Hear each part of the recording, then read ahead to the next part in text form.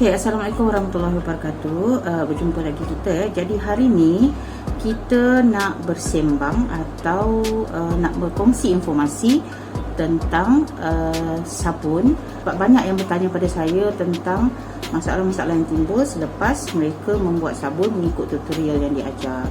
Jadi teruskan bersama saya. Untuk yang belum pernah subscribe, pertama kali menonton, jangan lupa subscribe dan juga berilah saya like dan komen. Okey, bersama saya.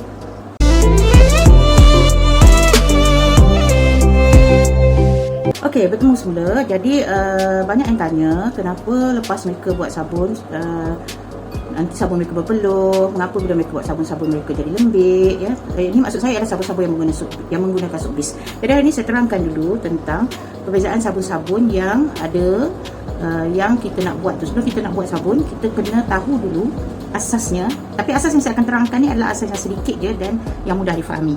Okey, soap base ni bila kita beli soap base, dia ada dua jenis. Satu jenis yang transparent atau kita panggil glycerin soap base. Dia transparent lah ya maksudnya. Jadi yang kedua ialah jenis opaque. Ini yang pertama. Satu lagi sabun ialah kita buat sabun dari kosong, iaitu dengan menggunakan lye solution. Ini kita buat dari zero lah, bancuh lye, masukkan minyak. Okey, pertama sekali yang anda kena faham ialah sabun ni sebenarnya ialah konsep asalnya ialah untuk membersihkan. Tak kira lah sabun mandi ke sabun kain ke sabun apa, konsepnya adalah untuk membersihkan. Untuk sabun-sabun yang macam ni, proses yang lengkap untuk menjadikan dia sabun boleh membersihkan, itu dipanggil proses saponifikasi. Proses saponifikasi ni ialah proses tindak balas di antara garam alkali dan juga lemak. Lemak ni maksudnya minyak lah. Jadi untuk sabun-sabun yang soap base ni, yang dah jadi soap base ni, proses saponifikasinya telah lengkap dan proses membuat sabun ini menggunakan hot process. Jadi dia lengkap dan dia boleh kita anggap antara 95 hingga 99% lengkap. Untuk tugas-tugas membersih dia dah ada dah.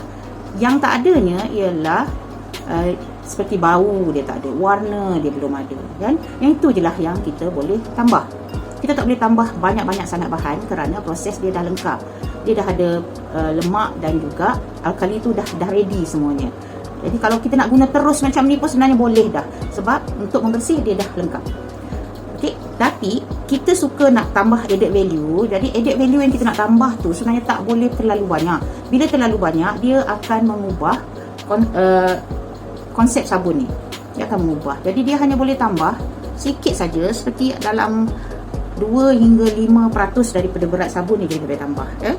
Misalnya kita nak tambah minyak daun bidara, kita nak tambah minyak neem misalnya, ya, untuk menambahkan kebaikan yang ada. Tapi kita tak boleh tambah berlebihan. Kalau kita tambah berlebihan, itu yang sabun kita jadi lembik, ya, jadi lembik. Lepas tu dia mudah cair dalam bilik air, dia terus macam mudah cair. Banyak orang komplain, ya. Dan bila kita tambah sesuatu, misalnya kita tambah bahan pepejal, kita kena tambah balik sedikit minyak supaya dia balance. Kita tak boleh tambah serbuk kunyit misalnya, kan, kita nak buat sabun kunyit. Jadi kita tambah serbuk kunyit, lepas tu kita tambah lagi benda-benda yang berunsur serbuk lah, berunsur pepejal, maka kita kena tambah sedikit bahan minyak. Barulah sabun ni akan jadi balance balik, ya. Jadi proses dia tu hanya perlu tambahan sedikit saja. Lepas tu ada yang tanya, Cikgu Najwa, bila saya dah buat sabun, lepas tu dia jadi berpeluh. Okey, memanglah sebab sabun ni kita panggil sebagai sabun glycerin. Sabun glycerin ni, bahan glycerin tu iaitu bahan yang diambil, derive daripada minyak kelapa sawit tu, adalah bahan yang boleh memerangkap air daripada udara ataupun daripada kulit pada dia. Sebab itulah dia akan nampak macam berpeluh, sweating.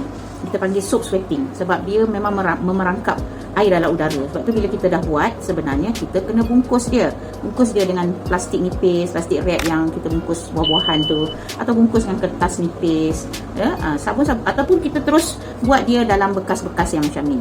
Jadi dia kena terus dibungkus supaya proses dia menarik air daripada udara tu tidak berlaku. Jadi tak adalah sabun kita berpeluh. Itu yang sebenar punca dia. Kerana kebaikan glycerin yang kita nak itulah, maka sifat dia menjadi sweating.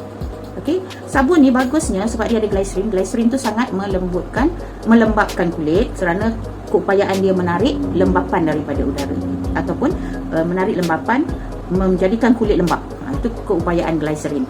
Jadi saya harap fahamlah kenapa sabun kita berpeluh dan kenapa kadang-kadang sabun kita baru pakai 2-3 hari dah jadi lembik dalam bilik air, sebab tindak balas dia dengan air tu, kemampuan dia menarik air tu sebab dia jadi lembik. Jadi bila kita buat sabun atau menggunakan sabun daripada glycerin soap ni, kita kena letak dia jauh dari tempat yang terpercik air. Maksudnya kalau kita mandi, tempat letak sabun tu jauhkan sikit daripada air yang mudah sampai tu, jauhkan sikit.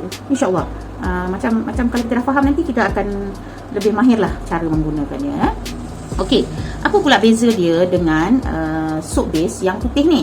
Soap base yang putih ni kerana dia ada kandungan tambahannya titanium dioxide.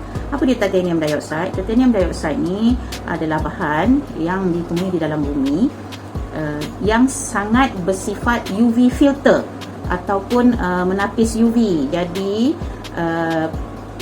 selain daripada dia melembab berbanding dengan yang tadi, dia juga boleh menjaga kulit kita dari sinar UV. Jadi kalau tak jumpa orang jual soap base yang ada titanium dioxide, kita beli serbuk titanium dioxide, kita cairkan soap base kita yang transparent, kita masukkan titanium dioxide, bancuh sampai kita dapat putih mana yang kita nak. Lepas tu baru kita buat sabun. Mudah aja kan? Okey, sabun yang kita selalu jumpa di pasaran, Lux ke May ke Dettol ke, dibuat daripada lye, daripada zero. Okey, untuk sabun-sabun yang dibuat daripada zero, yang menggunakan lye ni, daripada kosong, maksudnya bancuh, buat bancuhan lye, iaitu sodium hydroxide, bancuh dulu dengan air pada sukatan yang betul, kemudian dicampur dengan minyak, barulah berlaku proses saponifikasi tu. Jadi untuk sabun macam ni lah baru kita boleh pilih minyak apa yang kita nak banyak-banyak. Sebab contohlah kata lye solution kita adalah 45% dan minyak kita nak guna 55%. Ni contoh dia, bukan betul-betul. Okey.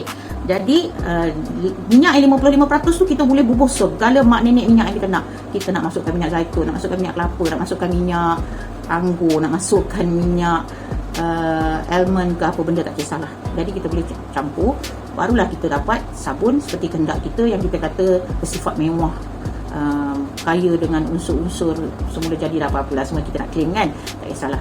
Itu kena buat sabun daripada lye, daripada permulaan. Okey, dan sabun yang dibuat daripada lye ni dia ada dua, satu hot process, satu lagi cold process. Kalau cold process, bila kita buat, proses saponifikasinya belum lengkap, jadi kita kena diamkan dia sehingga 4 minggu hingga 6 minggu baru boleh kita guna. Okey, berbanding dengan kita buat hot process, hari ni kita buat, besok dia dah siap, tapi prosesnya agak sukar dan tak banyak benda juga yang kita boleh tambah selepas itu.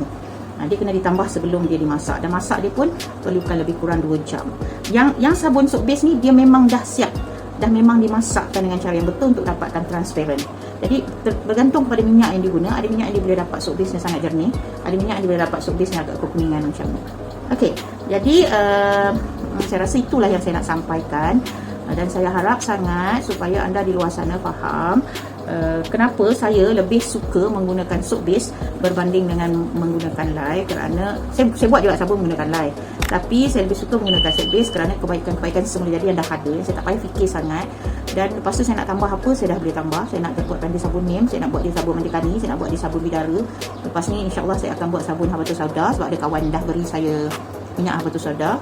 Saya nak buat scrub daripada garam bukit dan sebagainya. Saya terus saja guna soap base, saya tak payah fikir lagi nak bancuh, nak tunggu sampai sebulan kan. Tapi kalau ada permintaan khas misalnya kan, barulah kita akan buat sabun daripada lye. Sebab tu stok lye ada je lah kat rumah, stok sodium hydroxide adalah kat rumah untuk membuat lye tu.